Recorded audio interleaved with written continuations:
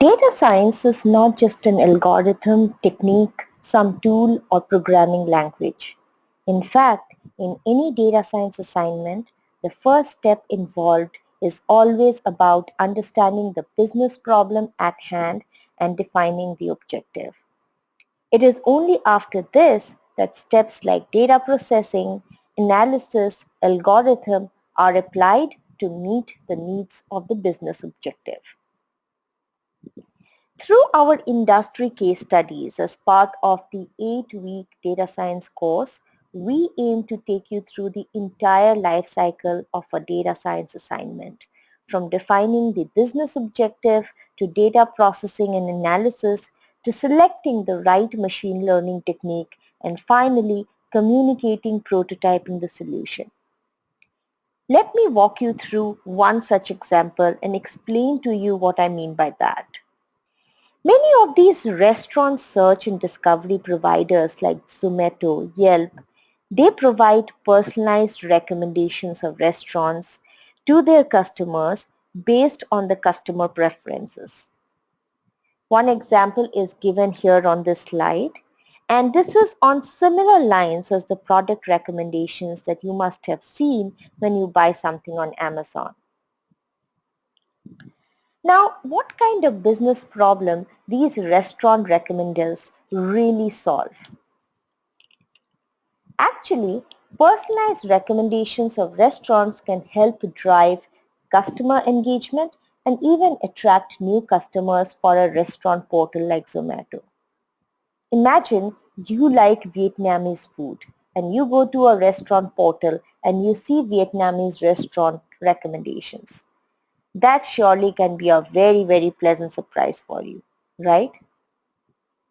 Thus, personalized restaurant recommendations can help meet the business objective of increasing customer engagement and attracting new customers. Now, once the business objective is defined, we now look at the available data. The data available could be table booking data, as you can see from the above table, which gives the number of table bookings by different customers at different restaurants through the portal. There could also be customer profile data like age, location, etc. and restaurant profile data like cuisine type, type of restaurant, etc. However, this data needs to be processed or cleaned before we can use it, as there could be a lot of missing data or gibberish data that needs to be treated, as well as the data needs to be assessed for things like data sparseness. Now that we have defined the business objective, understood the data, now it is time to focus on the algorithm or technique that will actually help us solve the business problem with the existing data. For this example, the algorithm to be used is a recommender algorithm.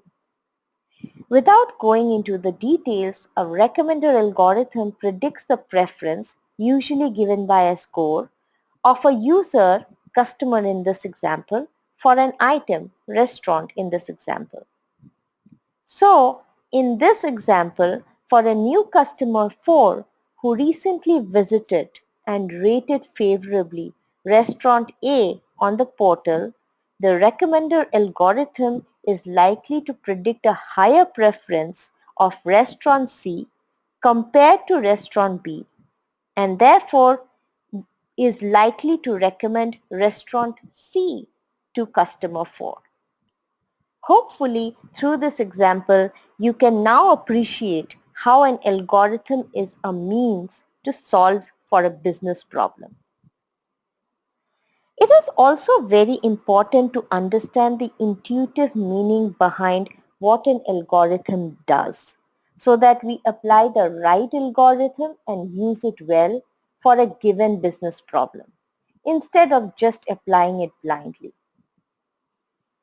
Let's try to understand the intuitive meaning behind what this algorithm is doing in this example. Now, we know customer 4 is a new customer, recently visited restaurant A and also rated it favorably on the restaurant portal.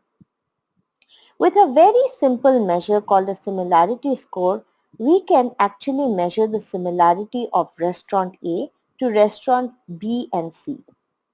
So, the similarity score of restaurant A with B on the dimension of number of table bookings can be calculated in the following way. For each customer, the number of table bookings at restaurant A and B are multiplied, which is then summed up over all customers. This is the similarity score of restaurant B with restaurant A. As you can see, the similarity score of restaurant A is higher than with C than with B. Hence, the algorithm is likely to recommend restaurant C to customer 4 instead of restaurant. Now, please note that this is a very simplified unidimensional example of a recommender algorithm and is meant more to provide an intuitive understanding of what the algorithm is predicting.